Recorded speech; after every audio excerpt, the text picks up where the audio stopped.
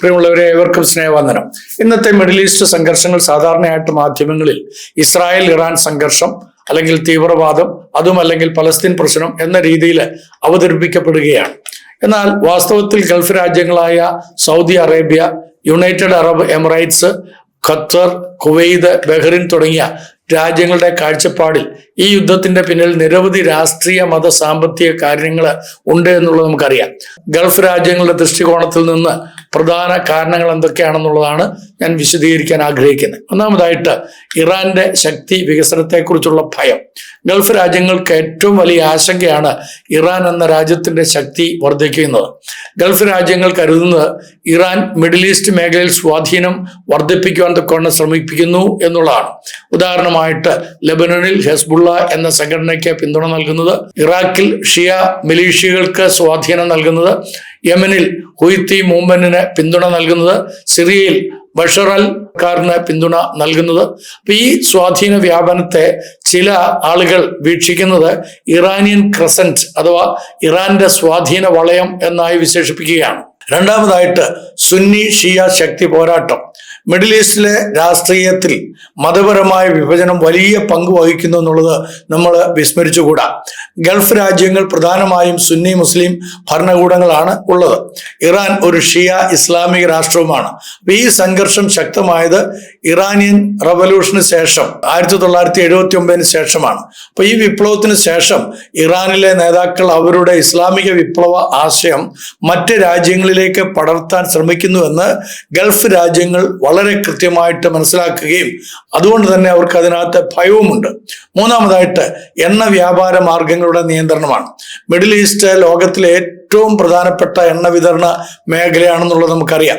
അതിൽ ഏറ്റവും പ്രധാനപ്പെട്ട കടൽ മാർഗമാണ് സ്ട്രെയിറ്റ് ഓഫ് ഹോർമൂസ് അല്ലെങ്കിൽ ഹോർമൂസ് കടലിടുക്ക്. ലോകത്തിലെ നല്ല പങ്ക് എണ്ണയും ഈ കടൽപാതയിലൂടെയാണ് കടന്നു പോകുന്നത്.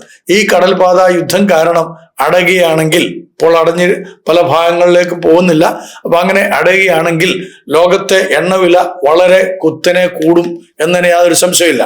ഗൾഫ് രാജ്യങ്ങളുടെ സമ്പദ് വ്യവസ്ഥയെ ഇത് ബാധിക്കുകയും ലോക വ്യാപാരത്തിലും വലിയ ആഘാതം ഇത് മുഖാന്തരം ഉണ്ടാകുകയും ചെയ്യുമെന്ന് നമുക്കറിയാം. ഇന്നത്തെ എക്കണോമിസ്റ്റ് എല്ലാവരും തന്നെ ആ കാര്യങ്ങൾ പറയുന്നുണ്ട്. അതിനാൽ ഈ പ്രദേശത്തിന്റെ സുരക്ഷ ഗൾഫ് രാജ്യങ്ങൾക്ക് വളരെ പ്രധാനപ്പെട്ട ഒരു കാര്യം തന്നെയാണ്. നാലാമതായിട്ട് അമേരിക്കയുമായുള്ള സുരക്ഷാ ബന്ധം. ഗൾഫ് രാജ്യങ്ങൾ അവരുടെ സുരക്ഷയ്ക്ക് വലിയ രീതിയിൽ ആശ്രയിക്കുന്നത് അമേരിക്കയെ തന്നെയാണ്. ഉദാഹരണങ്ങൾ: ഖത്തറിൽ അമേരിക്കൻ സൈനിക കേന്ദ്രങ്ങൾ, ബഹ്റിൽ അമേരിക്കൻ നാവികസേനയുടെ സാന്നിധ്യം, Saudi Arabia, United Arab Emirates എന്നിവയുമായി സുരക്ഷാ കരാറുകൾ നടത്തിയിരിക്കുന്നത് അമേരിക്കയാണ്. അപ്പൊ ഇറാന്റെ സൈനിക ശക്തിയെ നേരിടാൻ അമേരിക്ക ഒരു സുരക്ഷാ സംരക്ഷക ശക്തി എന്ന നിലയിലാണ് ഗൾഫ് രാജ്യങ്ങൾ കാണുന്നത്. അഞ്ചാമതായിട്ട് ഇസ്രായേലുമായുള്ള പുതിയ ബന്ധം. പണ്ട് കാലത്ത് അറബ് രാജ്യങ്ങൾ പലതും ഇസ്രായേലിനെ ശക്തമായി എതിർത്ത് കൊണ്ടിരിക്കുന്ന ഒരു രാജ്യങ്ങളായിരുന്നു. എന്നാൽ കഴിഞ്ഞ ചില വർഷങ്ങളായിട്ട് ചില ഗൾഫ് രാജ്യങ്ങൾ ഇസ്രായേലുമായിട്ട് വളരെ നല്ല സൗഹൃദ ബന്ധം സ്ഥാപിക്കുവാനിടയായി. ഇത് പ്രധാനമായും ഏബ്രഹാം അക്കോർഡ്സ് എന്ന കരാറിലൂടെ നടക്കുകയാണ് ഉണ്ടായത്. ഇതിന് കാരണം ഇറാൻ എന്ന രാജ്യത്തെ അവർ വലിയ ഭീഷണിയായിട്ട് കാണുകയാണ്. അതിനാൽ ഇസ്രായേലുമായി സുരക്ഷാ സഹകരണം വർദ്ധിപ്പിക്കുവാൻ ഈ പറയുന്ന ഗൾഫ് രാജ്യങ്ങൾക്കൊക്കെ സാധിച്ചുകൊണ്ടിരിക്കുന്നു. ആറാമതായിട്ട് പ്രോക്സി യുദ്ധങ്ങൾ. മിഡിൽ ഈസ്റ്റിലെ പല യുദ്ധങ്ങളും നേരിട്ടുള്ള യുദ്ധമല്ല, അവ പലപ്പോഴും പ്രോക്സി വാർസ് ആണ്. എന്ന് പറഞ്ഞു കഴിഞ്ഞാൽ നിഴൽ യുദ്ധങ്ങളാണ്. പ്രധാന ഉദാഹരണമായിട്ട് യമനി സിവിൽ വാർ, സിറിയൻ സിവിൽ വാർ ഒക്കെ നമുക്ക് ഉദാഹരണമായിട്ട് കാണാൻ കഴിയും. ഇവയിൽ ഇറാൻ ഒരു പക്ഷത്തെ പിന്തുണയ്ക്കുകയും ഗൾഫ് രാജ്യങ്ങൾ മറ്റൊരു പക്ഷത്തെ പിന്തുണയ്ക്കുകയും ചെയ്തുകൊണ്ടിരിക്കുന്നു. ഇത് ആ പ്രദേശത്തെ സംഘർഷം കൂടുതൽ വ്യാപിപ്പിക്കുന്നു എന്നതിന് യാതൊരു സംശയമില്ല. അതുകൊണ്ട് ഗൾഫ് രാജ്യങ്ങളുടെ കാഴ്ചപ്പാടിൽ മിഡിൽ ഈസ്റ്റ് യുദ്ധത്തിന്റെ പ്രധാന കാരണങ്ങൾ ഇറാന്റെ സ്വാധീനം തടയുക, ഗൾഫ് രാജകീയ ഭരണകൂടങ്ങളെ സംരക്ഷിക്കുക, എണ്ണ വ്യാപാര മാർഗങ്ങൾ സുരക്ഷിതമാക്കുക, അമേരിക്കയുമായുള്ള സൈനിക സഹകരണം നിലനിർത്തുക, പ്രാദേശിക ശക്തി സമത്വം നിലനിർത്തുക. അതിനാൽ മിഡിൽ ഈസ്റ്റ് യുദ്ധം മാത്രം ഇസ്രായേൽ പലസ്തീൻ പ്രശ്നമായിട്ട് നമ്മൾ കാണേണ്ടതില്ല.